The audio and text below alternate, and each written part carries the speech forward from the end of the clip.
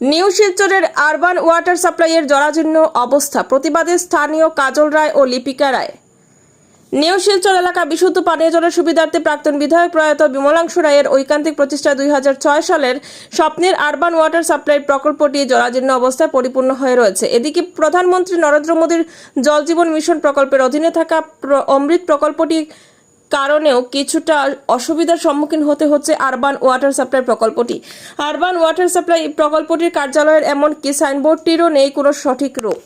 শনিবার বিকেলে গিয়ে নিউ শিলচর এলাকার দাসকলোনি জনতা লেন, ভোলাগিরি আশ্রম লেন, সুকান্ত সরণিতে চলে আসা আরবান ওয়াটার সাপ্লাইয়ের দেওয়া জলের পাইপলাইনের বিভিন্ন অংশে ফাটা এবং সেই ফাটা পাইপ দিয়ে জলগুলো রাস্তা দিয়ে গড়িয়ে গিয়ে অপচয় হওয়া এবং রাস্তার পাশে সার্বজনীনভাবে দেওয়া জলের কলগুলো নিরন্তর জলগুলো অপচয়ের কারণে গ্রাহকদের দেওয়া অর্থগুলোর অপচয় ঘটে চলেছে। প্রকল্পটি ক্ষতি হচ্ছে, তৎসঙ্গে কর্মচারীদের বেতন পাচ্ছে না মাসের পর মাস। এসব বিষয়গুলো শুধু সদুত্তর জানতে স্থানীয় সমাজকর্মী লিপিকা রায় ও কাজল রায় শিলচর আরবান ওয়াটার সাপ্লাইয়ের ভারপ্রাপ্ত 2 ইঞ্জিনিয়ার ইকবাল খান ও ইফজুল বাহার বড়ভূইয়ার উল্লেখিত প্রশ্নগুলোর উত্তরে কি বলেন একবার শুনুন শিলচর সংবাদের পর্দায়।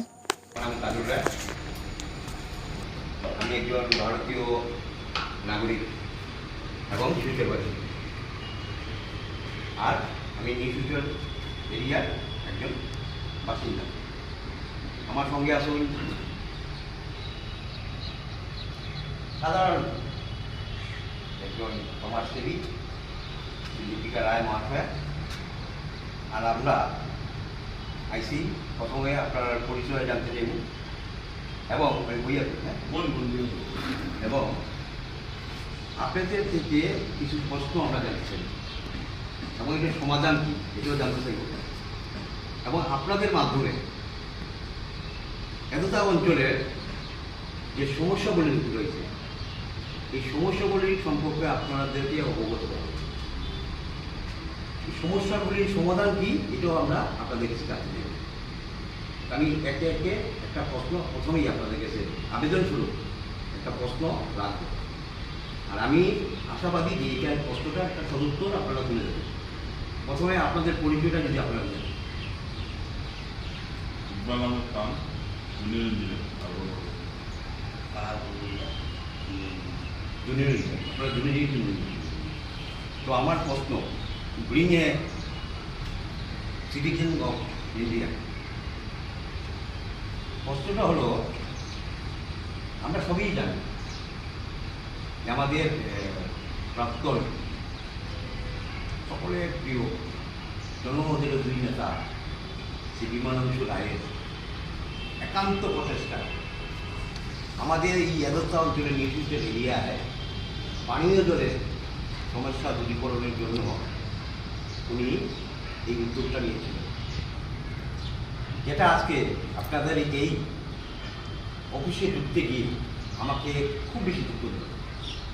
প্রথম দুঃখটা আপনাদের যে এই বোর্ডের যে সাইনবোর্ডটা রয়েছে, এই সাইনবোর্ডের করুণ দৃশ্য আপনাদের এই পুরা যে আপনার জলের বোর্ডের পুরো করুণ দৃশ্যটা প্রকাশ করে দিয়েছে।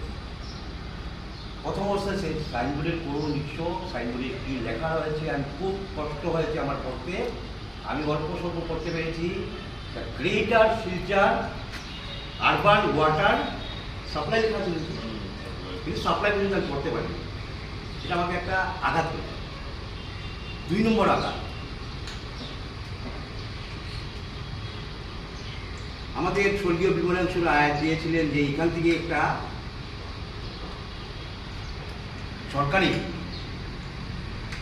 রেভিনিউ একটা বের হবে, সেই রেভিনিউ দিয়ে এতটা অঞ্চলের কিছু লোক অমুক প্রেমিসেস, অমুক নাম বিনয় পাল, অমুক দাস,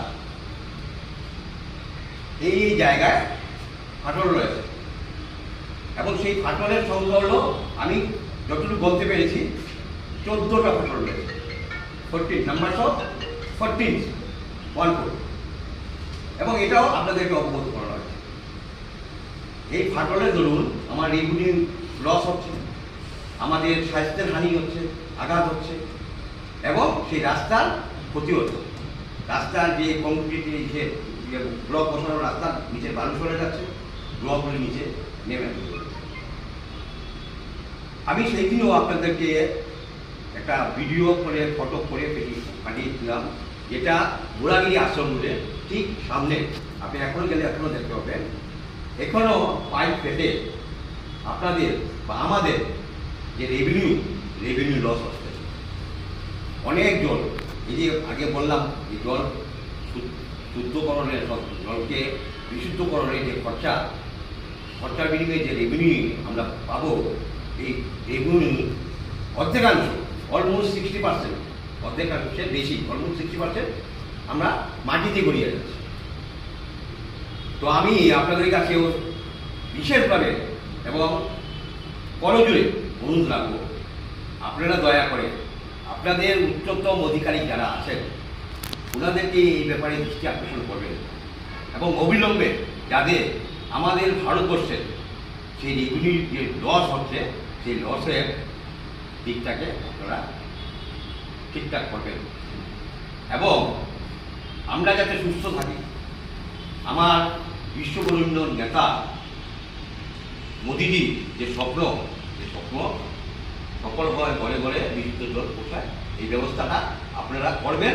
এটা আমার আপনাদের প্রতি, একজন নাগরিক হিসেবে আপনাদের প্রতি আমার করজোরে আবেদন আছে।